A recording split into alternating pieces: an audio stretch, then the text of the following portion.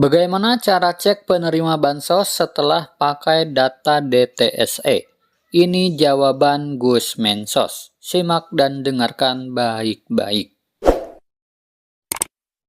Tapi kalau boleh tahu, Gus, progresnya sudah seperti apa? Apalagi kalau misalnya kita tahu kan tadi bantuan sosial akan segera diberikan kepada masyarakat gitu. Jadi mungkin masyarakat juga biar bisa menanti nih, apakah dan juga mengecek apakah namanya masuk atau tidak.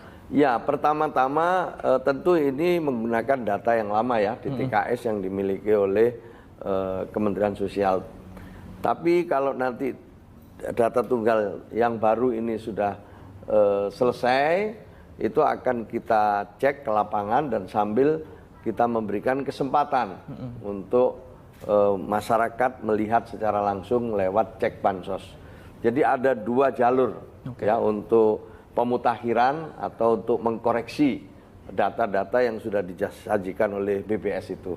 Pertama lewat jalur resmi, jalur formal, itu mulai dari kelurahan atau desa, terus ke Dinsos Provinsi, Dinsos Kabupaten Kota, baru naik ke atas sampai Kementerian Sosial, itu jalur resmi. Sementara jalur partisipasi itu kita membuka kesempatan kepada siapapun untuk usul sanggah lewat cek bansos. Ini yang jarang diketahui oleh publik, saya umumkan berulang-ulang sekarang.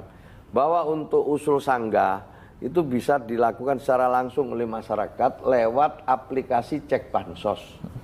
Jadi orang bisa menyanggah, misalnya tetangga saya itu sebenarnya nggak dapat karena dia begini-begini datanya ini. Atau dia melihat tetangga saya ini mestinya dapat, kemana malah yang orang lain dapat. Nah, dia bisa usul juga dengan data-data yang harus dilampirkan. Jika memenuhi syarat ya akan ditindaklanjuti nanti. Kita akan serahkan lagi ke BPS untuk dicek lagi. Jadi bagi masyarakat yang ingin mengetahui nanti bisa membuka cek bansos aplikasinya begitu. Baik, artinya masyarakat ini juga harus lebih aware dengan ini ya, Gus ya, supaya tadi nggak kelewatan gitu untuk ya nggak kelewatan, dan juga mereka juga harus berpartisipasi gitu loh. Jangan cuma misalnya ya saya lihat begini, saya lihat begitu, tapi mereka nggak mau untuk memastikan. Padahal instrumennya udah kita siapkan. Baik. Ya kalau misalnya nggak mau ya bisa nggak mau lewat aplikasi, bisa lewat Pak Lurah, lewat desa, lewat RT, RW gitu. Tinggal pilih aja jalur mana yang digunakan.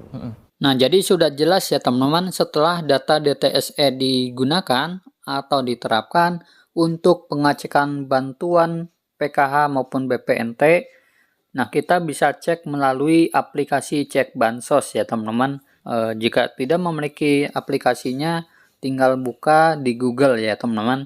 Nah, kita buka Google, kemudian ketik saja linknya di atas ini, cekbansos.kemensos.go.id. Nah, seperti ini ya teman-teman. Nah, kemudian kita enter ya. Nah, maka nanti akan muncul tampilan seperti ini. Nah, di sini ada kolom wilayah penerima manfaat ya, atau pilih provinsi. Nah, pilih provinsi kalian di mana ya, sesuai KTP. Nah, kita pilih misalkan saya mau mengecek di daerah Jawa Barat ya. Nah, kemudian kita pilih juga kabupaten atau kotanya. Kemudian kita pilih juga atau isi kecamatannya. Kemudian pilih juga desanya ya teman-teman.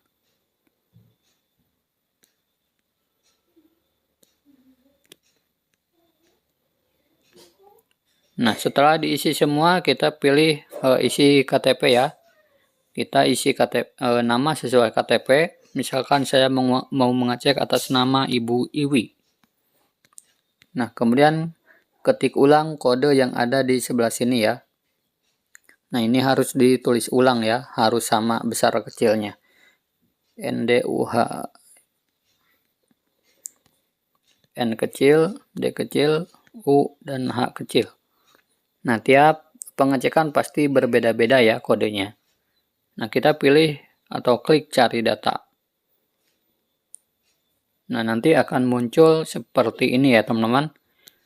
Nah, di sini ada nama-nama yang mengandung huruf I, W, dan I ya, teman-teman. Nah, di sini saya ingin mengecek yang atas nama Ibu Iwi ya. Nah, ini juga ada yang bawah. Nah, kita sebagai contoh yang ini ya, 62 tahun, statusnya ya, kemudian keterangannya proses bank Himbara atau PT Pos, dan periodenya sembako November-Desember 2024. Nah, jika periodenya ini update, itu tandanya masih terdaftar sebagai penerima ya teman-teman. Tetapi jika tidak update seperti yang ini, nah seperti yang ibu ini BPNT September 2022. Nah, ini tandanya sudah tidak aktif sebagai penerima ya teman-teman, karena periodenya saja tidak berubah. Nah, kalau yang atasnya ini kan berubah menjadi Desember kemarin ya teman-teman.